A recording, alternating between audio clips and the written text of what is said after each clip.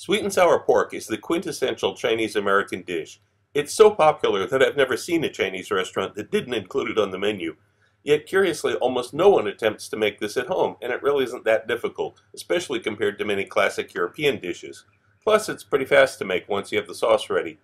Now, this is not the candy-sweet strip mall version. This is how it's made in finer Chinese restaurants, only modified here for a home stove.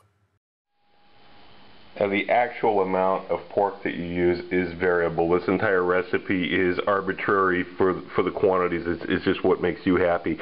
I've cut pork up that is a little bit of fat running through it. Nice bite-sized pieces, no gristle, no bones, of course.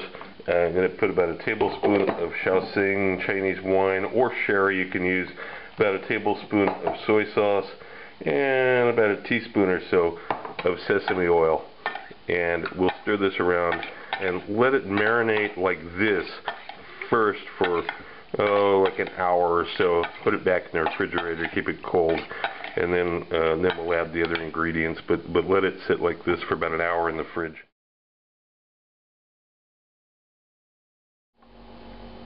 When the marination time is up, take this out of the fridge, of course. I have a whole egg here, which I'm going to lightly whisk. Now, this is actually too much egg for this, so I'm going to use about half of it.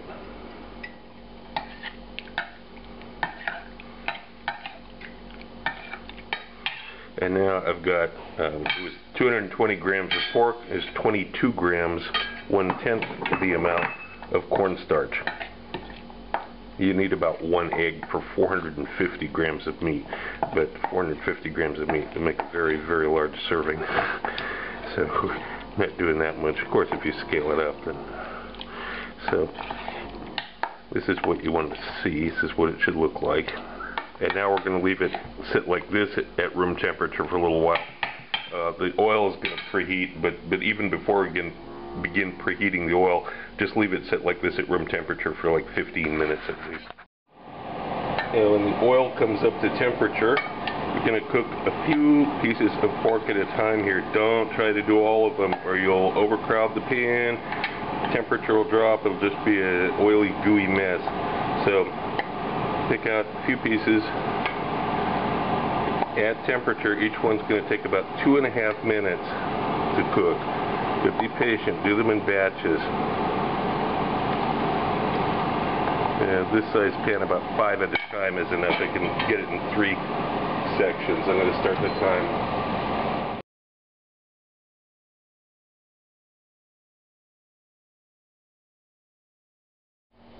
Now, with Chinese stir-fry food, your mise en place is absolutely essential. You have to have everything sitting by, ready to go. I have about 90 grams of red bell pepper, about 45 grams of green bell pepper, about 90 grams of onion coarsely chopped, 90 grams of pineapple.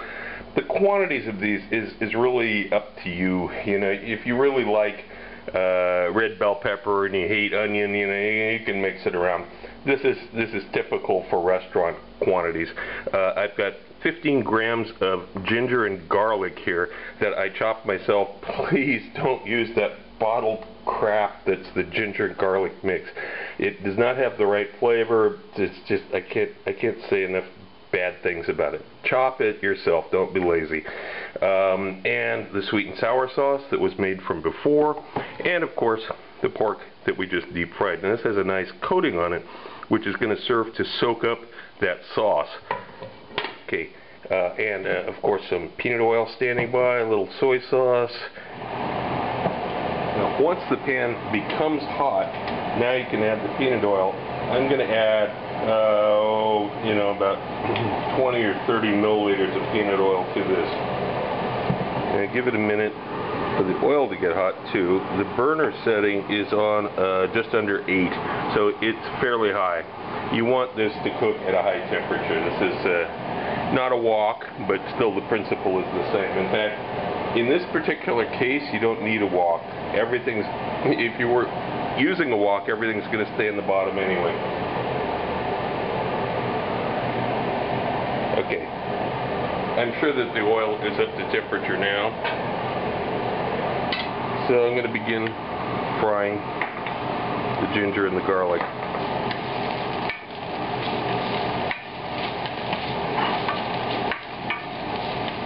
Just for like a minute. Okay, it's been about a minute. Now I add all of the vegetables and the pineapple.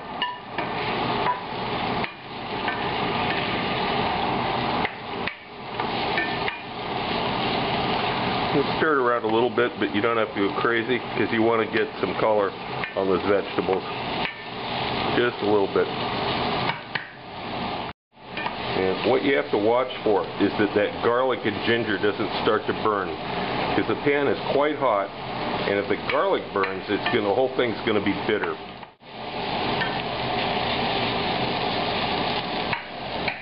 Give it like one more minute. And you can't just dump the sweet and sour sauce in, because you need some of that caramelization, that slight blackening on these vegetables in order to give the authentic flavor. If you were using authentic Chinese wok burner, this would happen much faster because that thing's really, really hot. But on a traditional stove, it's going to take a few minutes.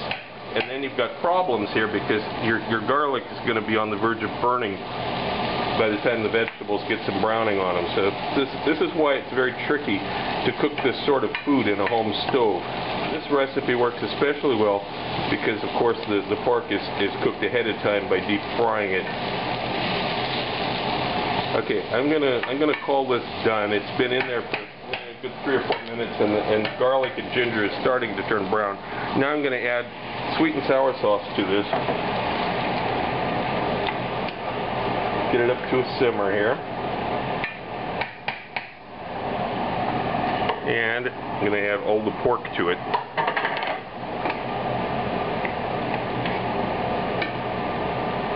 I want the coating on the pork to not only thicken the sweet and sour sauce, but also to be softened by it. So, to get this going, put a lid on it. Now I'm lowering the heat down to medium during this period of time. And after about 5 minutes, you can take the lid off,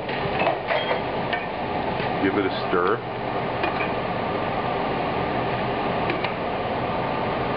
Going to continue to reduce it a little bit, but most of the cooking is done now.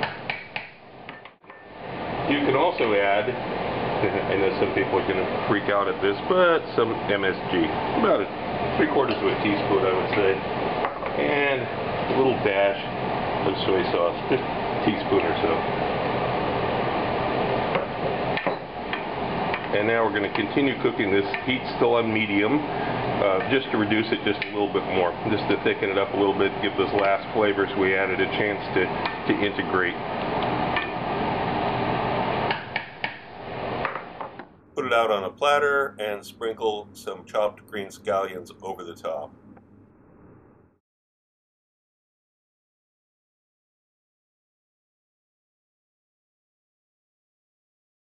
The second volume of my cookbook is now available through Amazon and other booksellers. It covers the YouTube recipes from the last 8 months with more in-depth information. I received requests for the procedures on all recipes, and I've listened to you. Every recipe has step-by-step directions, and of course there are recipes that aren't on YouTube. But this is not just a recipe book. Far from it, as you can see from some of the topics scrolling by here. I'm certain that anyone who watches my channel and any serious cook will find this book a treasury of useful and new information you won't find anywhere else. If you want to know more about my adventures as a chef around the world and have some great laughs along the way, be sure to check out the video tour of my book, 40 Years in One Night. It's up on YouTube right now. Click the link. Also look for my cocktail book, Cocktails of the South Pacific and Beyond, Advanced Mixology, available through Amazon online.